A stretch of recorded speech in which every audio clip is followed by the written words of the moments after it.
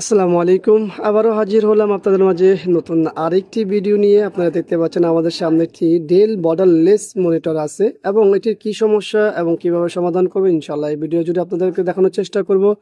আশা করব এই ভিডিওটি আমাদের সঙ্গে থাকবেন, ফুল ভিডিওটি দেখবেন, তাহলে আপনারা জানতে পারবেন সমস্যা কি কোত্থেকে হয়েছে এবং সমাধান কিভাবে হচ্ছে। তো চলুন আমরা সর্বপ্রথম দেখে নিই এখানে কি পাওয়ার আছে কিনা। আপনারা দেখতে পাচ্ছেন এখানে একটা এলইডি বাতি আছে, সেটা জ্বলছে না।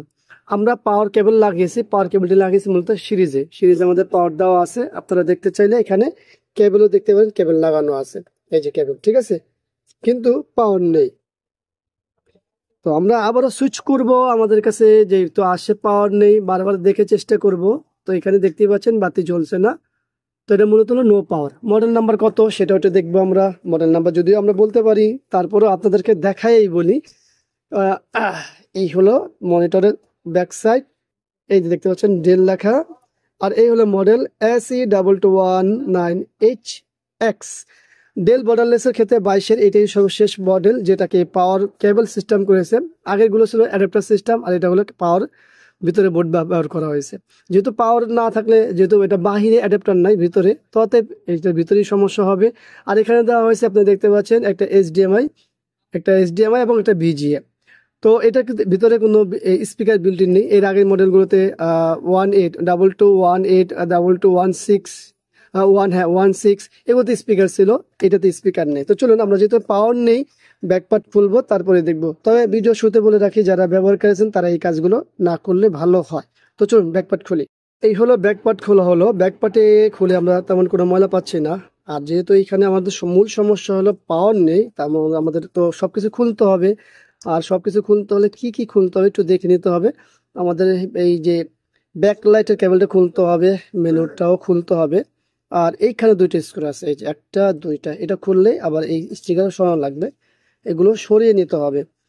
তো ভিডিও তো আসলে যারা ইউজার আছেন তাদের জন্য না, তাদের জন্য না বলতে তারা এই কাজগুলো করবেন না। ভিডিও তাদের জন্য না, বিষয়টা এরকম না, ভিডিওটাই তাদের জন্য যারা ইউজার আছেন তাদেরই তো সমস্যা হবে। যাদের নাই, ইউজার না, তাদের তো সমস্যা হবেই না। এটা হলো মূলত যারা ইউজার তাদেরই, তবে এই কাজগুলো করবেন না। এটা হলো টেকনিশিয়ানরা যাতে সহজে করতে পারে। তো এটা হলো পাওয়ার বোর্ড। এখানে এটা খুলে নিয়ে দেখি কি দেখছেন তো কি অবস্থা, একদম পাওয়ার বোর্ডটি পুড়ে গেছে জায়গায়। তা আমরা এরকম অনেক দেখি যে এই পাওয়ার বোর্ড গুলো পুড়ে, এই সাইডটাই বেশি পুড়ে এই পাওয়ার বোর্ডের ক্ষেত্রে। তো এরকম পড়লে অনেকে আছে যে রিপেয়ার করা হয়তো চায় না, তারা বলে যে ভাই আমাদেরকে কার্ড পরিবর্তন করে দিন। হ্যাঁ, তো সেই ক্ষেত্রে কার্ড পরিবর্তন করাটাও হলো একেবারে যে সহজ বিষয় এরকম না, কারণ থাকতে তো হবে, না থাকলে কিভাবে পরিবর্তন করবেন। তো আমাদের কাছে এখন কার্ড আছে, কিন্তু বিষয় হলো যে যার জিনিস তার সাথে হলো মূল কথা, সে যদি বলে যে কার্ড পরিবর্তন করবে তাহলে কার্ড পরিবর্তন, আর হলো রিপেয়ার তাহলে রিপেয়ার। তো এখন আমরা এই মুহূর্তে আর কোনো আগে পারবো না, ঠিক যেভাবে সেভাবে থাকবে। যার জিনিস তার সাথে যোগাযোগ করি, কথা বলে তারপরে দেখা যাক কি হয়, ঠিক আছে। অবশেষে সিদ্ধান্ত হলো যে এই কার্ডটি তারা রিপেয়ার করাবে না। তাদের কথা হলো যেহেতু এটা পুড়ে গেছে, এটা রিপেয়ার করলে আবারও পড়বে, আবারও সমস্যা হবে। কার্ড পরিবর্তন তো আসলে সবাই তো আসলে রিপেয়ার করাবে না, এটাই স্বাভাবিক। তো আমরা এই যে এই কার্ডটি লাগাবো, আমাদের কাছে কার্ড আছে। তো চলুন আমরা এই কার্ডটি লাগাবো। তবে এখনই কি কাজ শেষ? ভাই, কার্ড লাগালে অনেক সময় কিন্তু আমাদের ব্যাকলাইট মিলে না, এটা একটা মাথায় রাখতে হবে। তো ব্যাকলাইট না মিললে আবার কার্ড ব্যাকলাইটটা মিলাতে হয়, সেক্ষেত্রে কিভাবে মিলাতে হয় সেই বিষয়গুলো দেখবো। তো চলুন আমরা একটু খুলে নিই, স্ক্রুগুলো খুলে নিই। স্ক্রু খোলা শেষ, এখন আমরা বের করে নিব। এই পাশে কি অবস্থা? এই পাশে তো তেমন কিছু দেখা যায় না, খালি যে আমাদের এই রেজিস্ট্যান্সটা দেখা যায় ফায়ার করা, এটাই। তো যাক, এটা সরিয়ে ফেলি। আমরা এখন এটা লাগাবো। এটা লাগাতে হলে সব কিছু দেখে বসে নিব।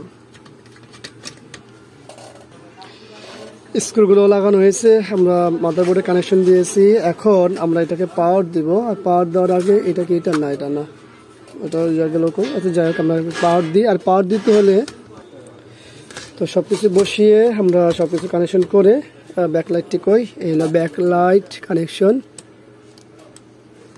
এটা হলো আমাদের মেনুটা লেগেছে, ঠিকভাবে লাগায়নি মনে হচ্ছে। আচ্ছা, তার মধ্যে এখানে দুইটা স্ক্রু আছে, দুইটা লাগাইনি। আমরা এখন এখান থেকে সিরিজ লাইন দিব, যে আমাদের সিরিজ লাইনের কেবলটি হয়ে এটা, আমরা এখানে সিরিজ লাইন দিব। বিসমিল্লাহ, দেখি কি আসে।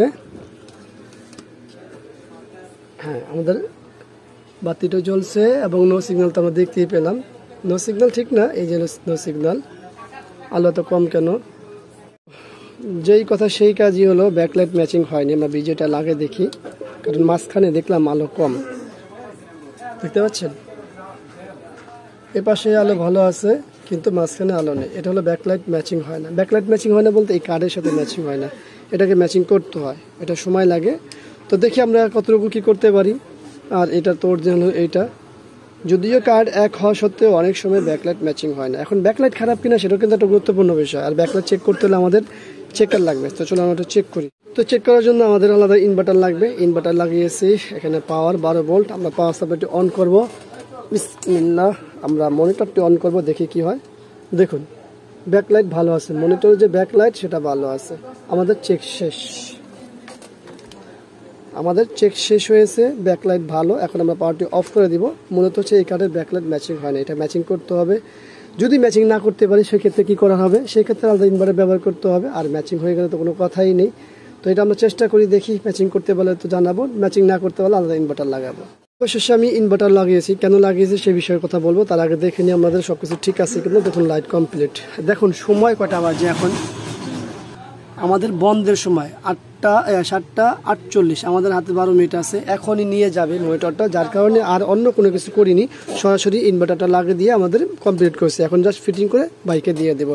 তা আসলে আমরা এখানে যে বিষয়গুলো দেখলাম সেটা হলো যে শুধু কার্ড পাল্টালে যে অনেক সময় হয়ে যায়, বিষয়টা এরকম না। কার্ড পাল্টানোর পরেও অনেক ক্ষেত্রেই লাইটের সমস্যা হয়, ব্যাকলাইট ম্যাচিং হয় না।